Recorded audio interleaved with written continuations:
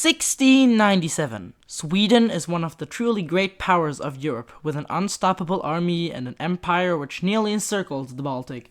But as the church bells toll, the world knows the king is dead and his 14-year-old son is inheritor to the crown. The vultures begin to circle.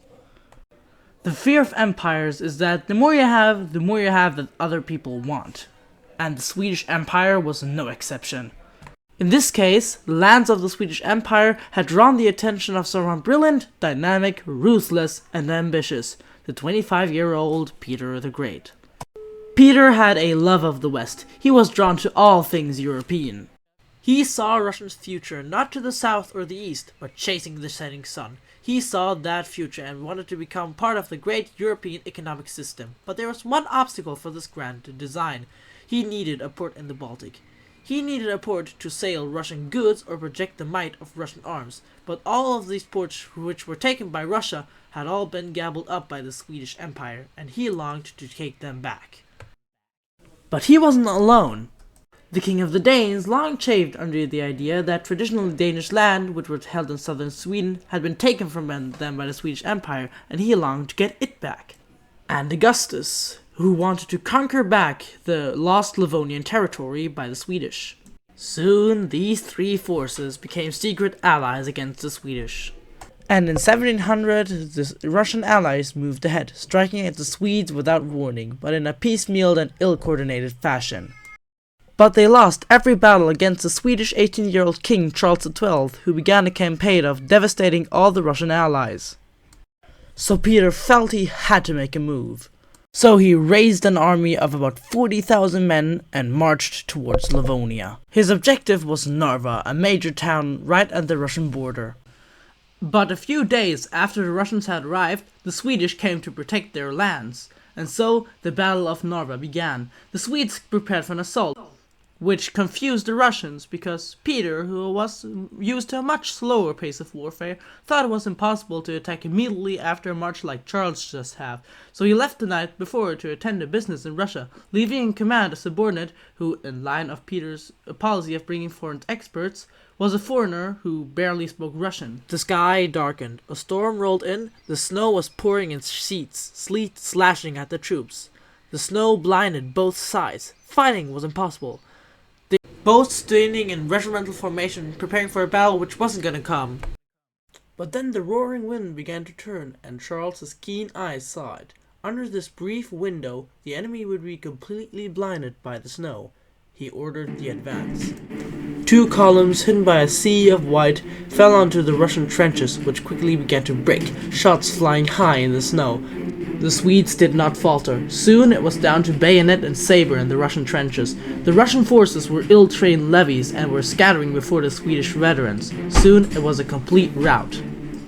Panicked Russian soldiers, chased by a ragged and wraith-like Swedes, appearing like ghosts from out of the snow. The men stampeded over the only bridge across the Narva River. Under the weight of so many innocent souls, it collapsed. Stones and timber and Russian souls gathering in the bottom below. It was an impossible victory, a crushing blow. It showed that Russia was not capable to defeat a great power like Sweden, but it would change later. The Russians then conquered the fort of Nyenskans, which began a new conversation between the soldiers and the Peter. So you say you want to build our new capital here? Yes. Dude, I know you're the Tsar, but this will never turn into the second largest metropole in Russia with 5 million people and have several name changings. How about I do anyway? And so, in 1703, the new Russian capital, St. Petersburg, was founded. But 18 years later, Sweden had to capitulate against 5 nations. Swedes had to sign a hard treaty which let them have Finland, but only because the Russians feared the Great Wrath, and so the map looked like this. But now, let's jump some 100 years back into the future. Fighting rages on the Eastern Front on the First World War. Both Germany and Russia are at the brink of collapse. Soldier, I need you to bring me this man. Got it. Found him, sir. Wait, what? Who? Not Lenin. Lenin! The Russian communist. What? Why didn't he appeal?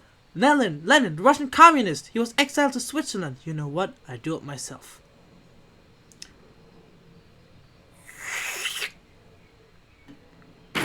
Who wants to start a revolution?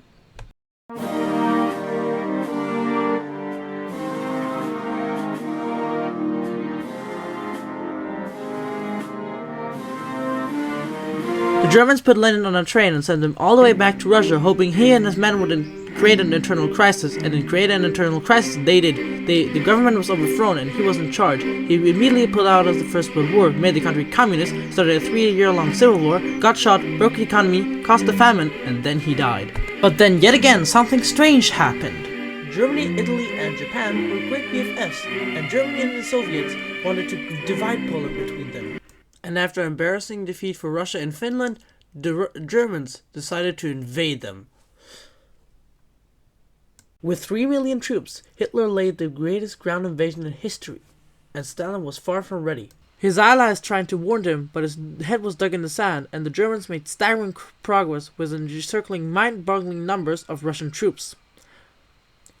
250,000 at Bialystok, Minsk, nearly 300,000 at Smolensk, nearly 700,000 at Kiev, at Vienna, Vyazma, and Bryansk. Leningrad was put under siege, which was last insufferable 4 years.